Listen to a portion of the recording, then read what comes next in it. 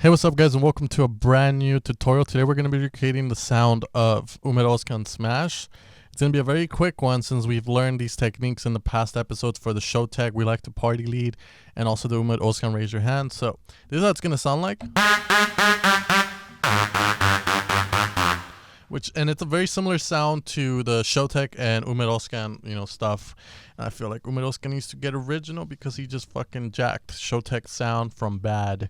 Anyways, so let's get started. So straight away, we're gonna go into Oscillator A1, down an octave, saw wave, 8 voices, retriggers off, so the phase doesn't start over, it just keeps going.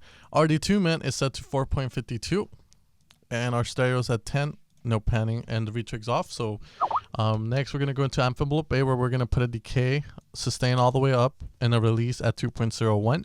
In oscillator A2, we're going to have a saw with 8 voices, retriggers on this one, so it's going to be a little bit more punchier.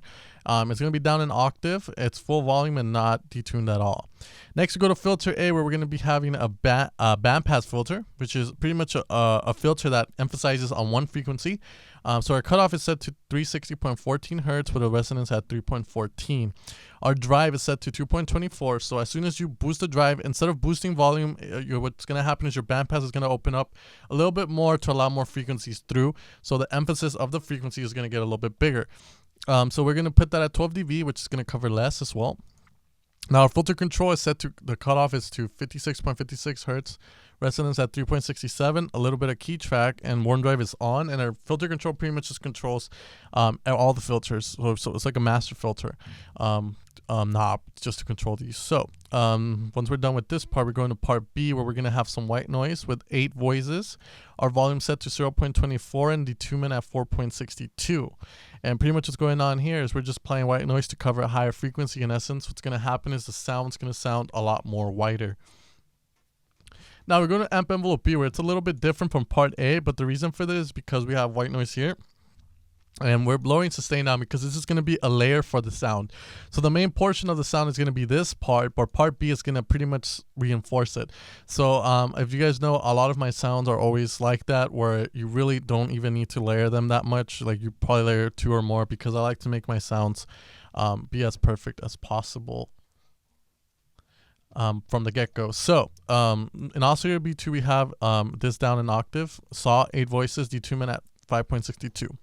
Now envelope B, what's going on is we have a attack at 0.05. We increase the decay to sustain because this is going to kind of make the transition from the attack to sustain a little bit more smoother, if you can say. It's because we have white noise, we don't want it to be really aggressive. Our release is a little bit higher as well at 3.22 because we have white noise and we want it to tail a little bit longer than all our synths. Now we go into mod envelope 1, and we're going to do the pretty much the technique we do to make everything punchy here. And at the pitch AB, and we're going to put a notch back, negative 0.29, and we're going to apply some decay at 1.49. So pretty much what's going on is the pitch is being enveloped. So pretty much what happens is your pitch goes down to by a value of negative 0.29, and then it returns back fast to the normal value. In essence, what you get is just a punchier sound and a little bit more emphasis on it. Now in LFO1, we're going to be applying a rate of 164. We're going to change the wave to a ramp type wave. And the reason for that is because we kind of want the characteristics of it. If you had a sine wave, what would happen is your sound would greatly increase and go back down in a sine way. So it will go up, down, up, down. With the ramp, it's straight to the high and then straight down low and then back straight up. Pretty much what we have here is just a little bit of gain at 0.24, no offset.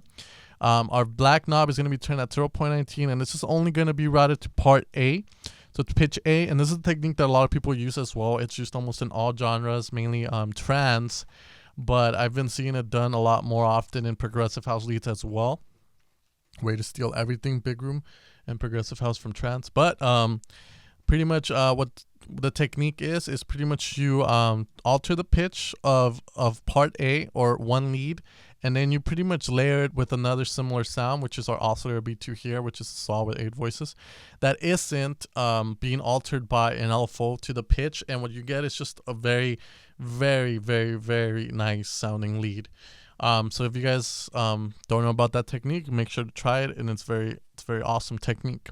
Now we're gonna go into our effects, where we're gonna have a phaser at 8%. We're gonna lower LFO rate all the way down, the gain as well, and a little bit of feedback offset is set to 12, spread is set to 5, width all the way, and the frequency set to 12 as well. And finally, we go into the reverb, where we're going to have our dry and wet at 55%, our size at 3.81. No pre-delay, so the reverb is going to come out straight with the sound. Width set to 100% and no dampness. And finally, we turn the sound into mono legato, which only lets you play one note at a time. We're going to turn the mode, the portamento mode, to slide. And someone asked me what N and S mean. I was like, you stupid, man. No, I'm just kidding. But they did ask me, what does N and S do? And pretty much what N and S do is normal mode means in order for you to get the legato effect, you have to hold down your first note and then play the next one and then let go of your G once you have it put on in order to get that legato. While in S, you can just... You don't need to do that. As soon as you move between notes, your legato will activate. All right, guys. Well, that's going to be the sound. You guys can download the preset on my website at evilsounds.com. If you guys want free banks, you'll be able to find them there. If you guys want free banks as well and free presets and free kicks, you guys can go to my Facebook page at Zenworld Music. I'll be sure to put the link in the description below. And also, if you guys have music and want to be part of a very new podcast that's starting up here, well, it's not new. It's been out for 4 months, but it's still growing. And we have planned a lot of great things for it. Then you guys can go ahead and submit your tracks to Evolution of Sound, and you can find the Facebook page as well at the bottom in the description. Anyways, guys, I hope you guys enjoyed this video. Make sure to love me, have me in your prayers, and I'll see you guys next time.